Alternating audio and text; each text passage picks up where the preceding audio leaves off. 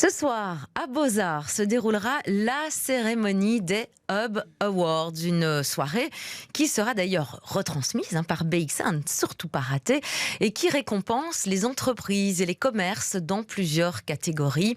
On en parle dans un tout petit instant avec notre invitée qui nous rejoint dans ce studio.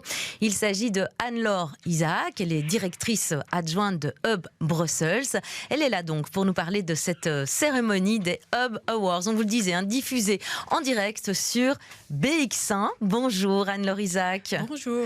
Merci de nous avoir rejoints dans ce studio pour parler de cette belle cérémonie qui a lieu chaque année.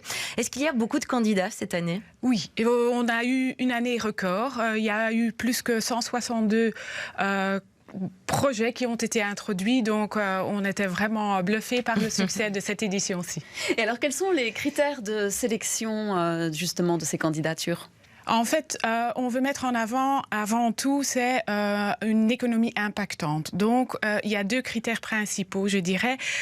C'est l'impact environnemental et l'impact social que les projets ont sur l'économie bruxelloise. Donc, qu'est-ce que ça apporte au niveau humain, au niveau environnemental.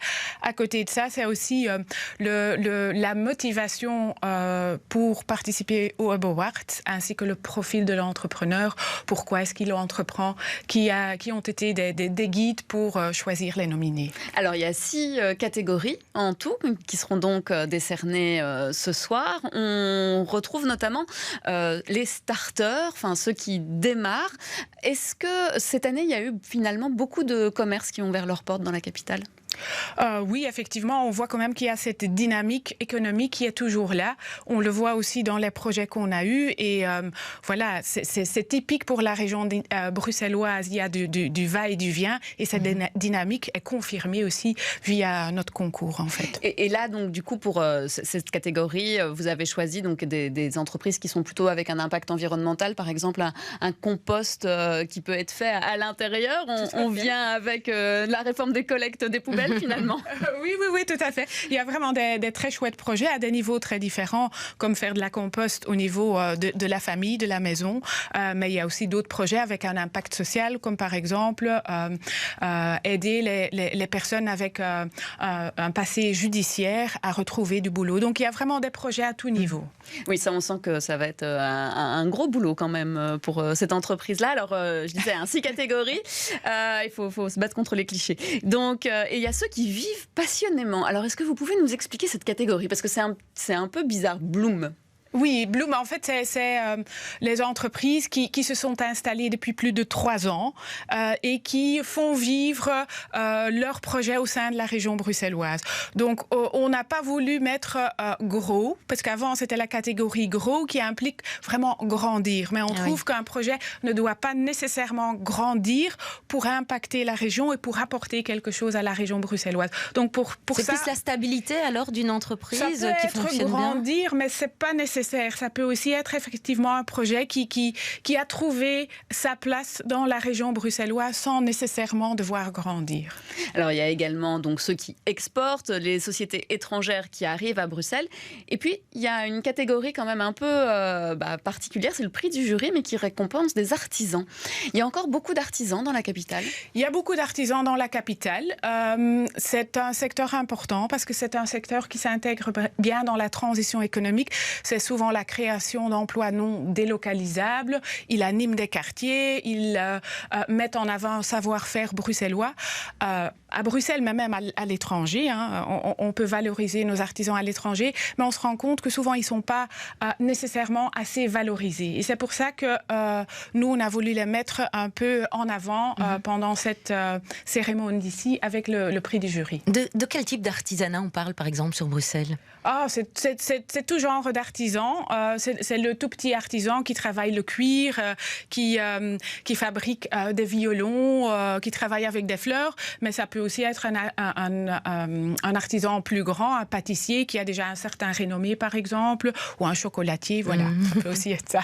Et puis bon, évidemment, il y a le prix du public, parce que finalement, c'est quand même ce qui compte, c'est le client à la fin. On a souvent dit que le commerce en ligne, en tout cas, était une source de concurrence très importante pour le commerce traditionnel, que ça faisait aussi fermer certains magasins.